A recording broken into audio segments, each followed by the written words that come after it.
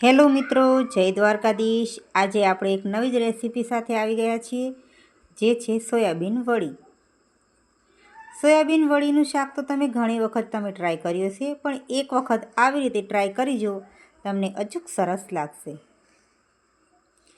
Soybean વડી બનાવવા માટે પહેલાં આપણે 2 કપ જેટલી એક ચોખ્ખા પાણીમાં વડીને પલાળી દેવાની છે।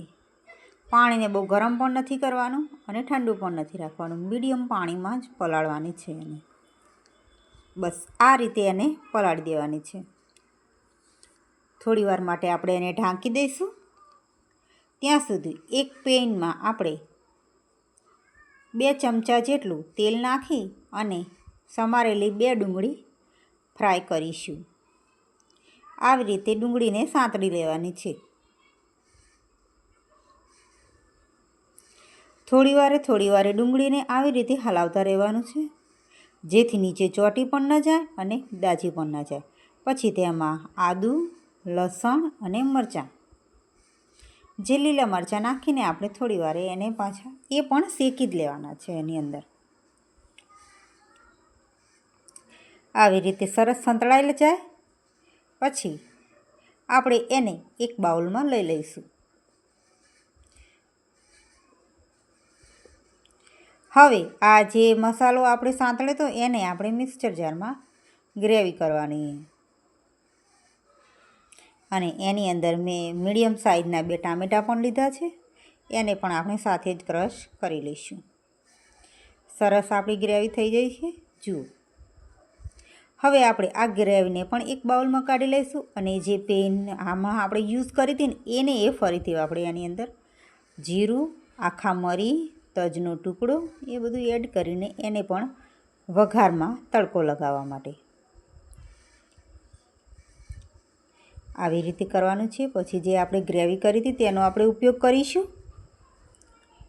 એને પણ કડાઈમાં નાખીશું। સ્વાદ અનુસાર મીઠું નાખીશું, જે મેં અડધી ચમચી જેવું નાખ્યું છે। તમે વડીની સાઈઝ પ્રમાણે મીઠું નાખી શકો છો। આવી રીતે એને પણ હલાવતા જ રહેવાનું છે। 2 મિનિટ માટે આપણે એને કૂક થવા દઈશું। સરસ ગ્રેવી શેકાઈ ગઈ છે, જો તેલ પણ છૂટું પડતું થઈ ગયું છે। આવી રીતે તેલ છૂટું પડી જાય એટલે એની અંદર આપણે ધાણા જીરાનો પાવડર, લાલ મરચું પાવડર, હળદર અને ગરમ મસાલો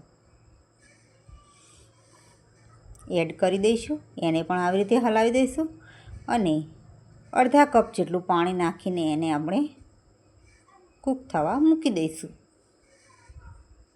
મિત્રો, તમે ગ્રેવીવાળી વડી ક્યારેય ખાધી હોય તો તમે અચૂકથી કોમેન્ટ કરજો। જો સરસ વડી પણ એનો મસાલો પણ ગ્રેવીવાળો સરસ થઈ ગયો છે। થોડી વાર હલાવી દઈએ ને એટલે ફરીથી એને પાક થઈ જાય। હવે એની અંદર આપણે 2 ચમચી જેટલું દહીં એડ કરીશું। જો આવી રીતે થોડું દહીં નાખી દેવાનું છે। દહીં તમે ગમે તે યુઝ કરી શકો છો, ઘરનું કે બહારનું। હવે એની અંદર આપણે 1 ગ્લાસ જેટલું પાણી નાખીશું। એને પણ આવી રીતે હલાવી નાખવાનું જ છે।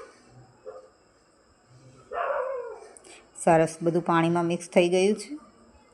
હવે જે આપણે વડી પલાળી હતી એ ત્યાં સુધી તો થઈ ગઈ હશે, કારણ કે 3-4 મિનિટમાં તો વડી સરસ પલળીને ફૂલી જાય છે। જો મોટી સાઈઝની થઈ ગઈ છે।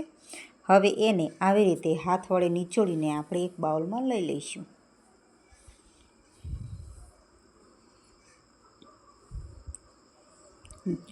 અને પછી એક પેનમાં 1 ચમચી જેટલું તેલ, એની અંદર થોડી હળદર એ નાખીને થોડું હલાવી દઈશું,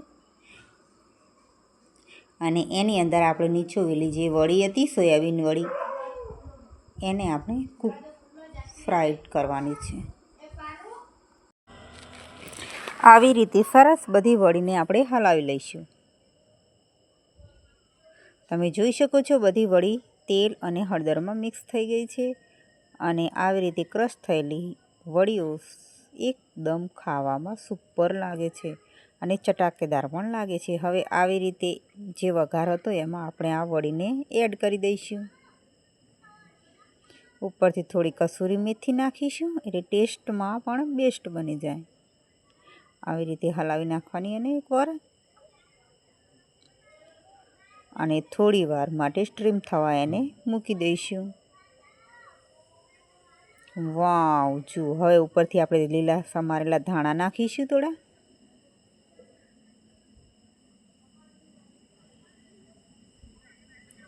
અને બસ ઓછી જ મહેનતમાં આપણી સોયાબીન વડીનું શાક ગ્રેવીવાળું પણ સરસ બની ગયું છે.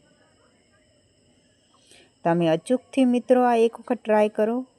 ખાવામાં પણ સારી છે, હેલ્થ માટે પણ સારી છે. તો મળીએ નેક્સ્ટ વિડીયોમાં. રાધે રાધે.